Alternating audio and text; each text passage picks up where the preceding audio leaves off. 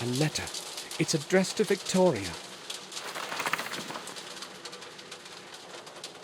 Madam, please regard this letter as one from an anonymous friend. One of your servants is not whom he pretends to be. You may find it interesting that he is an ex-prisoner. And a thief. On several occasions, I watched him sneak quietly into the castle cellar, using the old back door.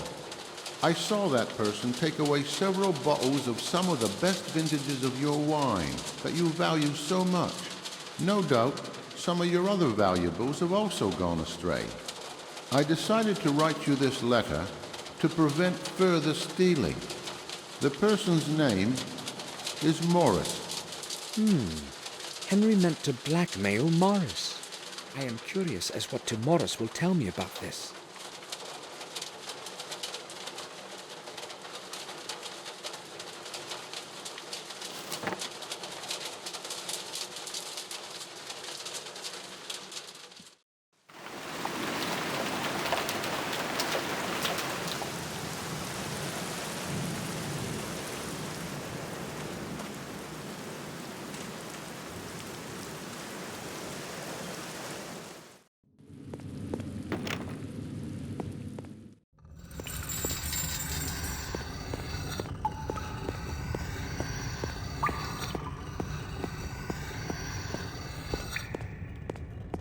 I would like to ask you about something, Bates.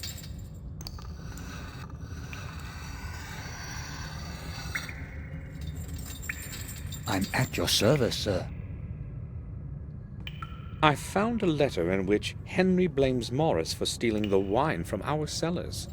Did you know anything about it? Tell the truth, sir. Yes, I have a good clue as to who might be behind it. Why didn't you say anything? I didn't want Madam to have to worry about a couple bottles of wine after what just happened. There is so much wine in the cellar, sir. It seemed unlikely that anyone would notice a dozen bottles missing. Henry has written in his letter that Morris is an ex-prisoner and thief. Is that true? I do not believe that, sir. Morris is a brute, but he would not hurt anybody. He does what he is told. He does it well and never causes any trouble. Well, I'm not really so sure, Bates. I think I will go now. I'll return to my work.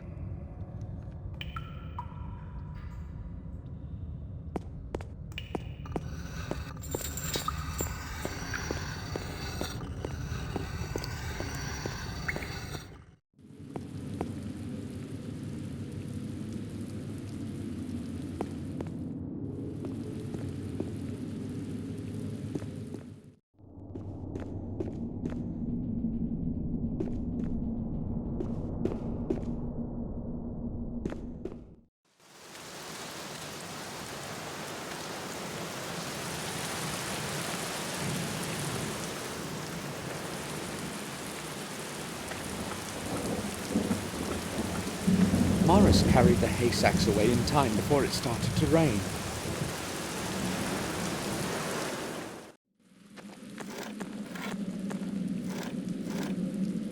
He's a cretin, but he works well.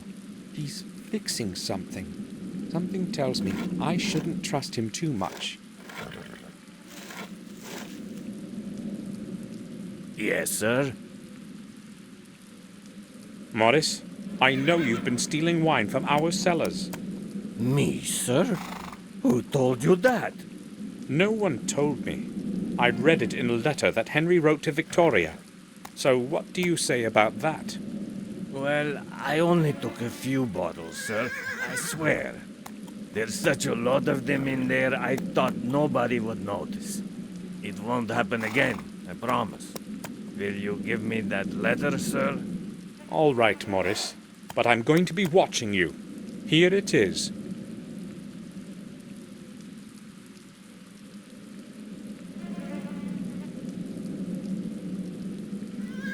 I took a look around the fountain. Sir, why would you bother with such a thing? Why not just leave it up to that detective?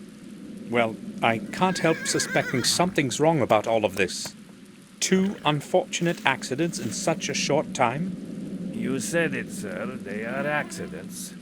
Henry just got drunk as a stone, and this time his luck ran out. Maybe. But never mind. I have come because of something else.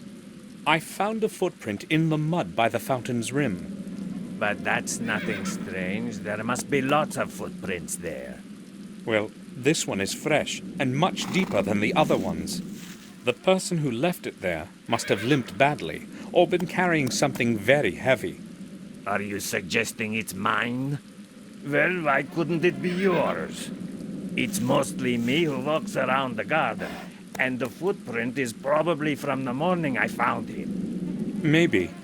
Sir, I told you I was home the whole evening. I've got no idea what happened that night. How do you know that it was nighttime? If I answer that now, could we stop returning to the subject? We shall see. I heard it from Dr. Herman when he was speaking with Collier. What else were they talking about? I was not really listening. I just overheard a couple sentences as I was walking by. Can I go now, sir? All right. I'll ask Dr. Herman myself. Maybe I'm suspicious of him unnecessarily. But maybe not. I'll go see Dr. Herman and find out what he knows about that footprint. I will go then. All right, sir.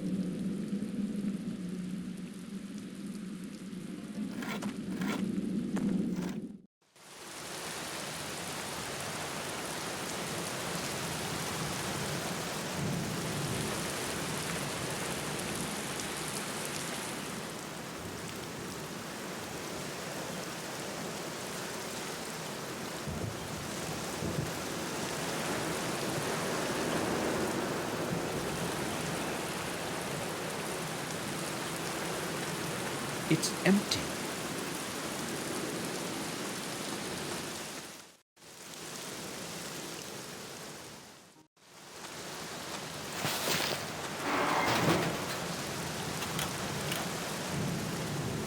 Oh, Mr. Gordon. I would wish you a nice day, but that is not what it is today. To what do I owe you a visit? Well, you told me yesterday to come over. Let us not discuss things outside in the rain. Please follow me. Better, is it not? Do you mind going down to the morgue with me? I have a lot of work to do. We can speak there. Not a problem. Let's go.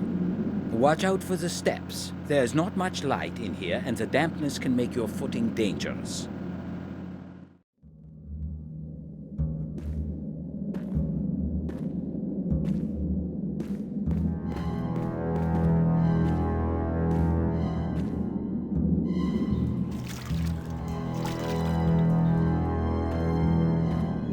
So, what would you like to know?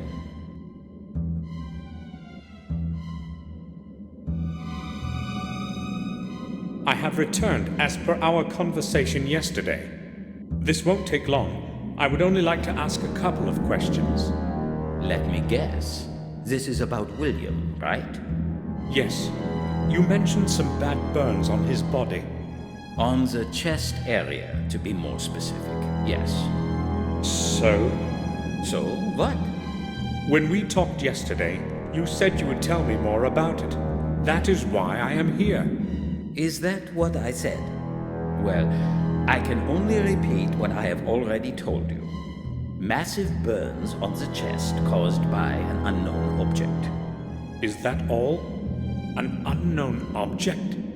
What you're saying is different from what you already told me. I cannot remember. Those were just initial theories, anyway. I have recorded everything in the post-mortem account. Shall I quote from it? That won't be necessary.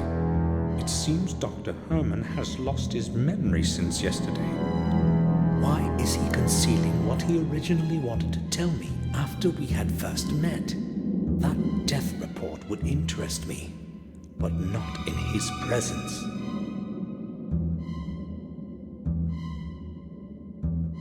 I spoke with Detective Collier about Henry's death. It was inevitable that he would end this way. He was a lost cause. What do you mean? Well, it certainly was not the first time something happened to that man after he drank himself into a stupor. I know this well because it was I who had to restore him to normalcy after the other bouts.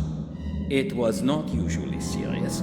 However, on this occasion, he overestimated his capacity for drink for the last time. This is rather awkward, but you see, Henry had something important that belongs to me. I have looked just about everywhere and have not found it. So it occurred to me that he might have had it with him, and that you... So, what is this it supposed to be? Actually, it's just a small piece of paper, but it's very important. Otherwise, I would not ask you. You want me to search his personal belongings? I would be grateful if you would do that, Doctor. Gordon, that parcel is part of the evidence. I cannot just remove something and give it to you until the police have completed their investigations. But that something was mine. No matter. Until the case is officially closed, I cannot even show you any of those things. I understand. Thank you, Doctor. At least I know where that blasted bill of exchange is. Dr. Herman, I'd like to ask you about something in connection with Henry's death. Mr. Gordon, it was my impression that this affair is currently being investigated by Detective Collier. Is that so? This affair, as you call it, happened in my garden. I have every right to be interested in it. All right. What do you want to know? I found a footprint right next to the fountain. It was quite deep and very recent. Yes, we noticed it. Collier made a record of it in his papers. I do not know what else I can tell you. Did you notice something odd about it? What do you mean? The person who left that footprint either limped or had been carrying something quite heavy. You have an eye for detail, Gordon. That is exactly what Collier said. So? The trouble is, there are footprints all over the place, and they most probably all belong to your groom. What is his name again? Morris? Yes. You can exclude that one, though, if you thought of him as a potential murderer. Let me tell you why. I'm listening. I should not be telling you this, but it is your business in a way too, so... I have been doing autopsies for over 15 years, and I have never seen anything like this before. Something seemed odd to me the very moment we dragged him out of the pond.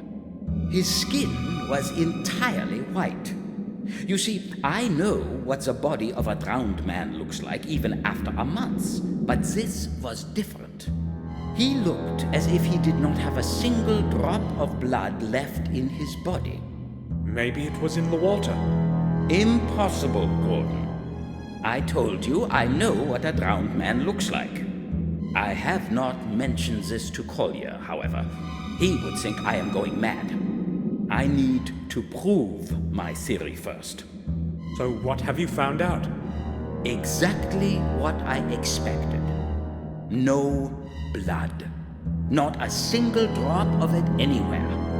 As though something squeezed the life out of him, like the juice from an orange, and disposed of its skin in that fountain. This is not like anything I have ever witnessed. I'm not a doctor, but I can see it's more than strange. This is not strange, Gordon. It is flat out impossible.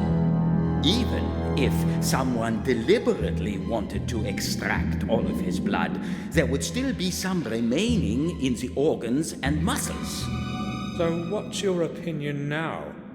I have no theories yet as to what my conclusions should be. I have no sensible explanation for what I found, but so far, nothing is indicative of a violent death. Thanks for telling me this, Dr. Herman. Listen, no one except the two of us is aware of this fact, and I would prefer it to remain that way for now. When you speak to Kolya, do not tell him anything. I will tell him myself when the timing is appropriate. Understood. I'll say nothing. You can take my word for it. Now that is truly weird.